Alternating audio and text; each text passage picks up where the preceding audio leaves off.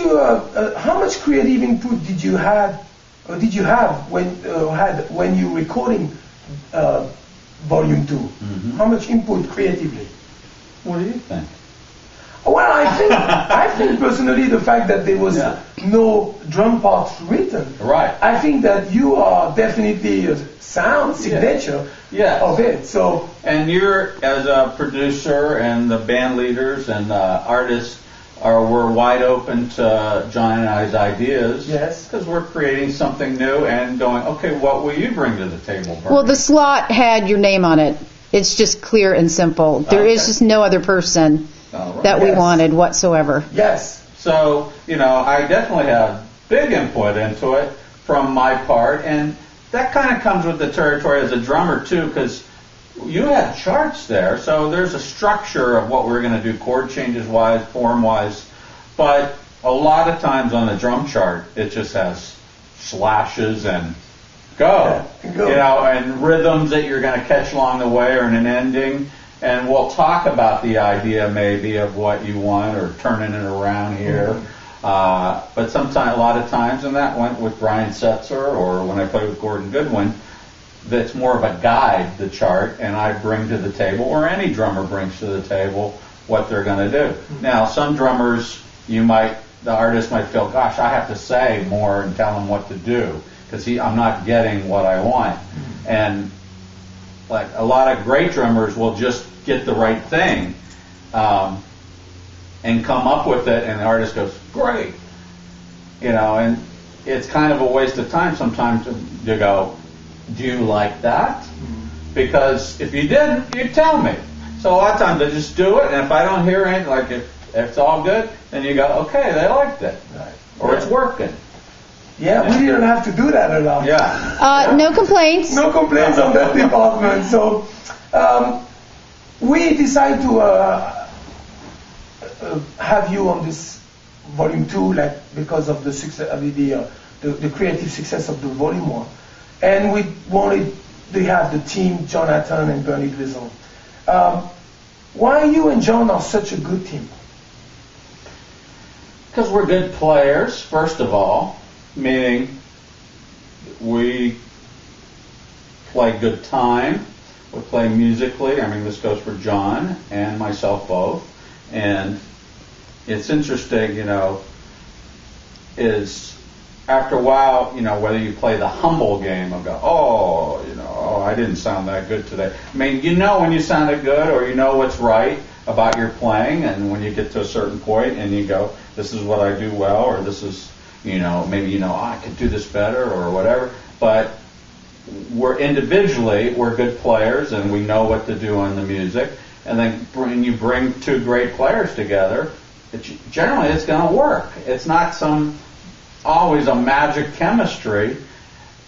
That chemistry comes from playing together a lot, like where you take it to another level, and John and I have played a lot with Brian Setzer over the years since 2001, and a lot until I stepped down in 2006. But prior to that, I had done gigs with him with some different swing groups, or where he played electric bass or whatever. But from playing together all the time, like with Brian Setzer, not just the big band, but with the trio, where there's a lot of just interplay happening, and we make some stuff happening, and you get used to playing with someone and finding out their strengths and weaknesses of playing together, whether it's the Beatles or the Monkees. Well, maybe the Monkees didn't play together that much, but the Beatles. And you get a chemistry from just playing together and making stuff happen. So I hope we can continue to do that with definitely. Where we're going to play some live gigs and take this and grow with it. I concur. Level. I can't disagree more than that. The fact that we are a team, and I don't know if you, maybe you are hired sometimes by not a team, but a single individual artist, because we are a team and we get along very well and we are creatively productive, Tracy and myself. How is it to work with a couple or with a duo more than it is with an artist? Like, for example, working with the Vignatis. For you, does it change anything for you or not? The fact that the person you work for a duo who has a male and female or single artist, does it bring anything new for you? If it was a duo that didn't get along, it could be very difficult. Good answer. Meaning, like if you had different ideas about what you wanted. And of course, too, like I co-led a band before with another leader, and you're going to have differences of opinion sometimes. So when you're coming in and hired by that duo as opposed to one person, you just got to be open to, you're going to get direction from both people, and sometimes it could be conflicting direction, and which it wasn't in this case, but it could be, and if it was, you'd have to go, okay, now I'm going to kind of contribute and be the tiebreaker here with my experience that hopefully the artist, and in the case of a duo artist, going, yeah, we kind of trust what you say, and so I may be the tiebreaker in the case of the drum part. But if it's not a band and I'm hired to come in, there's still that respect of going, you have to let the artist dictate what they want in the music, and not you suddenly be the producer when you're just hired to play the drums.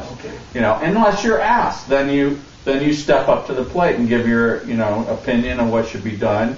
Or if you really go, I need to step up and say something at this point, if you feel something really could be a little different way, and see how it's taken.